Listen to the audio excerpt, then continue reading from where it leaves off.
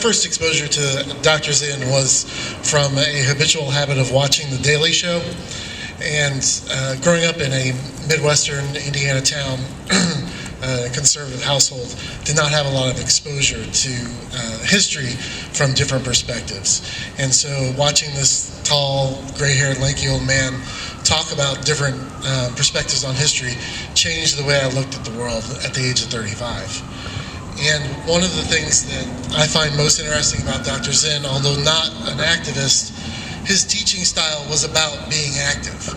And during the summer of 1964, during the Freedom Summer, he was a part of a movement to bring schools to rural students in Mississippi that, although Brown v. Board had been passed, were not achieving or getting the same education that others were getting.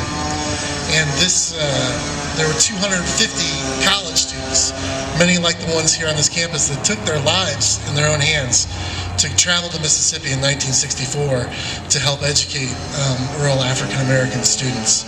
By the end of that summer, they had reached over 2,500 students in their freedom schools. And Dr. Zinn wrote an article for The Nation that following November.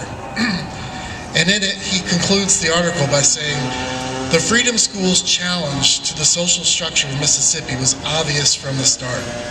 Its challenge to American education as a whole is more subtle. There is, to begin with, the provocative suggestion that an entire school system can be created in a community outside the official order and critical of its suppositions. But beyond that, other questions were posed by the Mississippi experiment of last summer.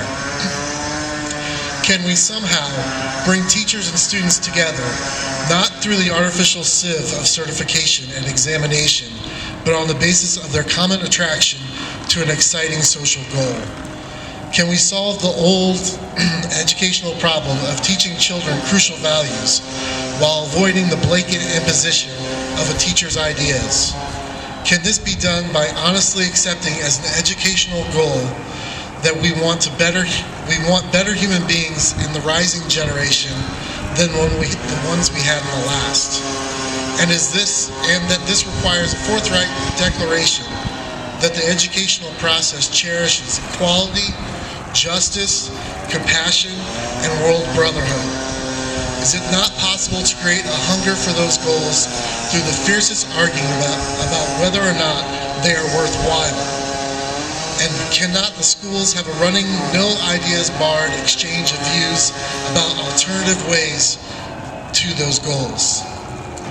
Is there in the floating, prosperous, nervous American social order of the 60s a national equivalent to the excitement of the civil rights movement, one strong enough in its pull to create a motivation for learning that even the enticements of monetary success cannot match?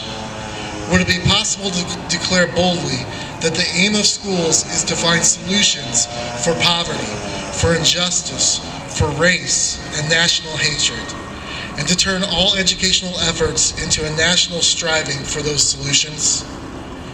Perhaps people can begin, here and there, not waiting on the government, but leading it, to set up other pilot ventures, imperfect but suggestive, like the ones last summer in Mississippi. Education can and should be dangerous.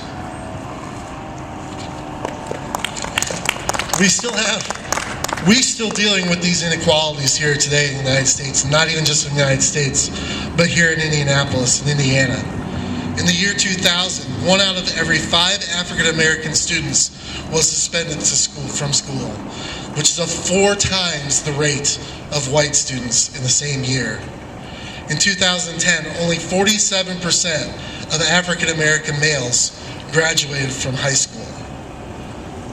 Like Dr. Zinn would presume, there needs to be a revolution in education. We had a democratic revolution in this United States. We had an industrial revolution in the United States. And we're living through a technology and information revolution in the United States. It's now time we have an education revolution. One that just isn't about filling in bubbles, but one that leads students in a creative manner to learn how to have critical thinking skills. If you believe that reading is the key to lifelong learning, then teach. If you believe that our country is facing an epidemic of childhood obesity, then teach. If you believe that our next generation of politicians need to be more skilled at compromise than holding firm ideological values, then teach. If you believe that our educational, political, and corporate institutions should be open and transparent, then teach. If you believe that we grow enough food to feed the world but children go hungry in our state every day, then teach. If you believe that we need more honest and caring business professionals, then teach.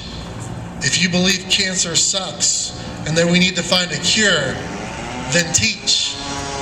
If you believe that education can and should be dangerous, then teach.